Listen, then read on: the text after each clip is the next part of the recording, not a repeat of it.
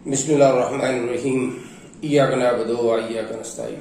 अस्सलाम वालेकुम स्टूडेंट्स, कैसे हैं आप लोग? ठीक है। आज हमारा जो टॉपिक है वो है बायोलॉजिकल मेथड्स कि what are the biological methods. इस टॉपिक में से लॉन्ग क्वेश्चन भी आता है और शॉर्ट क्वेश्चन भी बनते हैं। ठीक है बेटे, बायोलॉजिकल मेथड्स क्या है कि वो मेथडोलॉजी, वो तरीके, वो मेथड जो हम इस्तेमाल करते हैं कोई भी बायोलॉजिकल प्रॉब्लम को सॉल्व करने के लिए, उसे हम बायोलॉजिकल मेथड्स कहते हैं। बायोलॉजिकल प्रॉब्लम किसे बोलते हैं?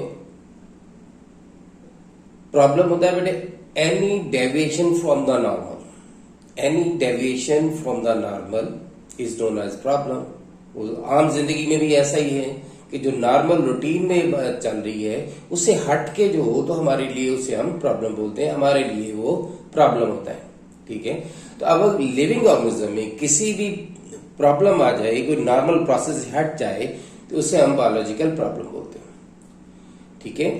तो इस टॉपिक में सबसे पहले तो हम देखते हैं कि साइंस क्या है। साइंस किसे बोलते हैं?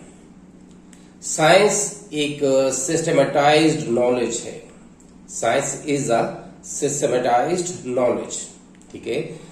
क्या बनाता है इससे हम साइंस को? वैसे भी आप लोग जानते हैं कि जब हम प्रैक्टिकल कर रहे होते हैं तो science is a practical knowledge that based upon the data that we obtain from the experimentations. जो हम एक्सपेरिमेंटेशन से डेटा हासिल करते हैं, जैसे आप कोई भी प्रैक्टिकल कर रहे होते हो तो 3 रीडिंग्स लेते हैं, आप कंकॉर्डेंट रीडिंग्स लेते हैं, फिर उसका मीन लेते हैं और नीचे उसका कंक्लूजन लिखते हैं। वो नॉलेज जो हमें प्रैक्टिकल से, एक्सपेरिमेंटेशन से हासिल होता है, उस नॉलेज को हम साइंस बोलते हैं। तो साइंस क्या है? Science is a systematised knowledge. ठीक है। तो biological problems based upon the following steps. सबसे पहला स्टेप है बेटे कोई चीज को ऑब्जर्व करना, ऑब्जर्वेशन। सेकंड स्टेप है हाइपोथेसिस, थर्ड है थ्योरी और फोर्थ स्टेप है लॉ।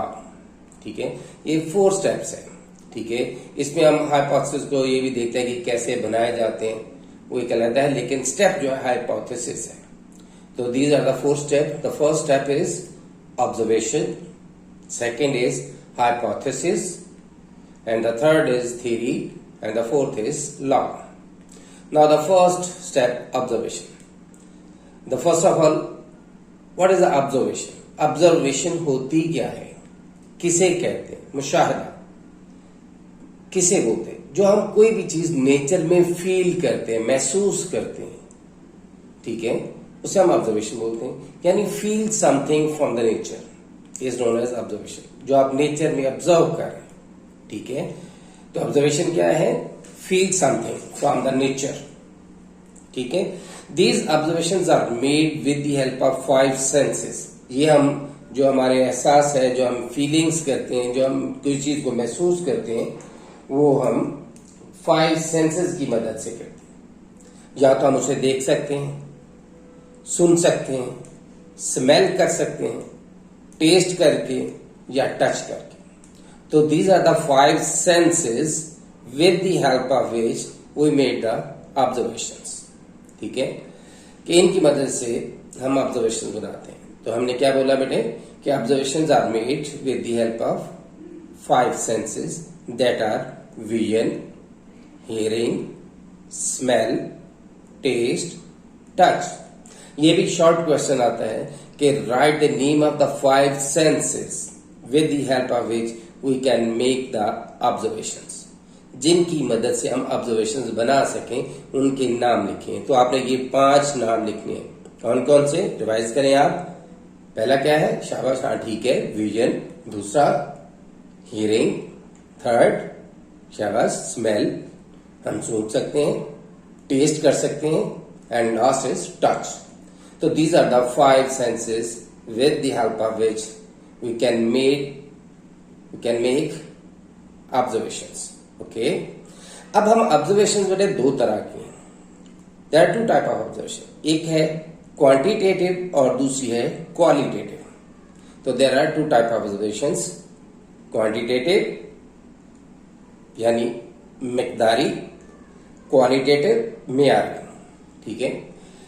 तो these two observation type of observations in which the quantitative observations have more accuracy, आप लिख लेंगे साथ साथ जो मैं बोलता हूँ, कुछ चीजें मैंने यहाँ लिखी होती हैं लेक्चर में, कुछ जो है मैं बोल रहा होता हूँ, तो आप अपने नोट्स भी साथ साथ तैयार कर सकते हैं। तो क्वांटिटेटिव हमने बोला है कि quantitative observations have more accuracy over the qualitative observations, कि क्वांटिटेटिव ऑब्जर्वेशन जो है ये ज्यादा एक्यूरेट होती हैं बनिस्बत किनके, क्वालिटेटिव के, ठीक है। इनकी वजह क्या है कि क्यों ऐसा होता है कि क्वांटिटेटिव ऑब्जर्वेशन जो है वो ज्यादा एक्यूरेट है क्वालिटेटिव की निस्बत? तो इस वजह से बेटे कि because the quantitative observations can be recorded, कि ये ऑब्जर्वेशन जो है इनको हम रिकॉर्ड कर सकते हैं in the form of data. Then based upon this data a tentative statement can be formed. तो इस डेटा की बुनियाद पे एक हम फिर टेंटेटिव आरजीसी स्टेटमेंट जारी करते हैं, और उस टेंटेटिव स्टेटमेंट को हम हाइपोथेसिस बोलते हैं, ठीक है, मफरूजा। तो हाइपोथेसिस की डेफिनेशन क्या हुई? Hypothesis is a statement, is a tentative statement given by the observer। जो observer जो एक स्टेटमेंट दे रहा है किसके बारे में? about a certain phenomena, एक खास फिनोमिना के बारे में, in the nature में। तो that tentative statement is known as hypothesis। उस tentative statement को हम hypothesis बोलते हैं। that can be a result of deductive reasoning और inductive reasoning, यानी हम दो तरीकों से ये हाइपोथेसिस बना सकते हैं। क्लियर हो गई?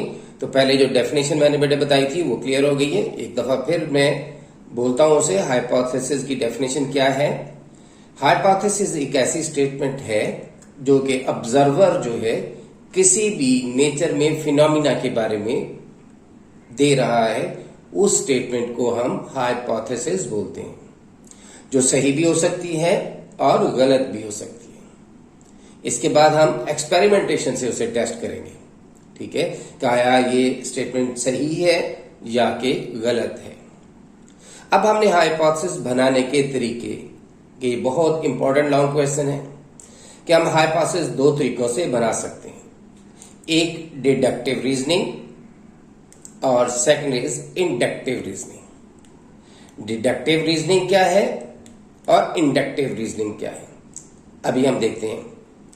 तो सबसे पहले हम कहते हैं जी डिडक्टिव रीजनिंग। डिडक्ट करना होता है अखज करना, यानी कोई जनरल आपके सामने एक प्रोसेस है, उससे आप कोई चीज पॉइंट अखज कर रहे हो, यानी deductive reasoning always moves from general to specific, always move from general, एक जनरल प्रिंसिपल है, जनरल प्रिंसिपल से एक स्पेसिफिक पॉइंट की तरफ मूव करता है, ठीक है, जिससे हम फिर कंक्लूजन बनाते हैं।